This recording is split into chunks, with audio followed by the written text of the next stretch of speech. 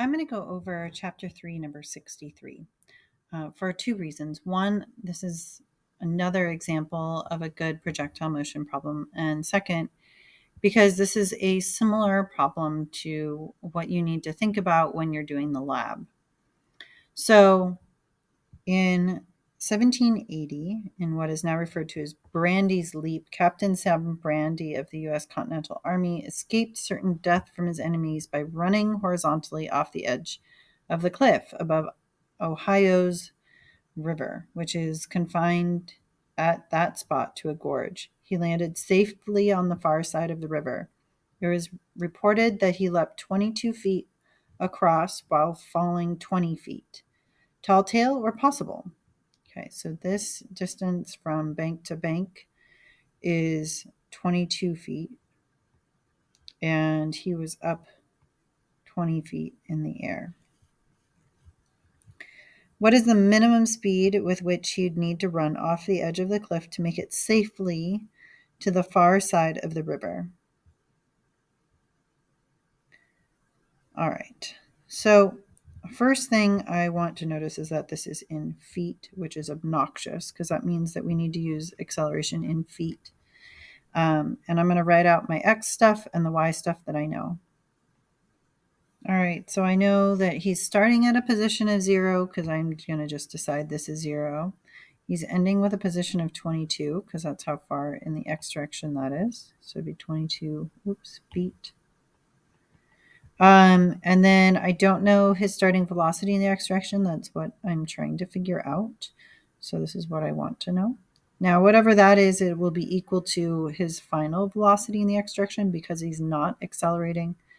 So that acceleration in the X direction is 0. And then for the Y direction, he starts at a height of 20. He ends at a height of 0. His starting velocity in the Y direction is going to be 0 because he ran horizontally. And we don't know his final velocity in the Y direction. And then the acceleration in the Y direction is negative 32 feet per second squared. So you just have to make sure you're not using 9.81 because you're using feet instead of meters. Okay. So what I'm going to want to do here is I'm going to want to use my Y direction to find time.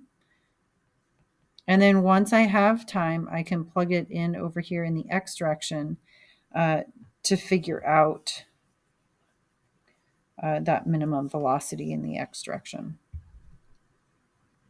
All right, so I wrote out the equation for the Y direction, and now I plugged in the numbers that I just figured out, and now I just need to solve. So I'm going to start by subtracting 20 from both sides. That's just 0. Divide both sides by negative 16. Then I square root both sides. And I get a time of 1.118 seconds. All right, so now that I have time, I can plug it into the X direction. So I'm going to write the same equation, but for the X direction. So I go ahead and plug in the numbers that I'm given. And then I can also plug in this number for time. But 1/2 times 0 times whatever that time is, this whole thing will just become 0 because any number times 0 is 0. All right, and I get an answer for my final velocity in the X direction of 19.68. And part C says the world record time for the 100-meter dash is approximately 10 seconds. Given this, is it reasonable to expect Brady to be able to run fast enough to achieve Brady's leap? And if you convert that velocity into feet per second, 100 meters in 10 seconds is the same as about 32 feet per second, and we got 19.68 feet per second. Oops, this needs to be feet. So if the world record is about 32 and we got 19, then this is definitely achievable. You just have to run fast. If you have any questions, let me know.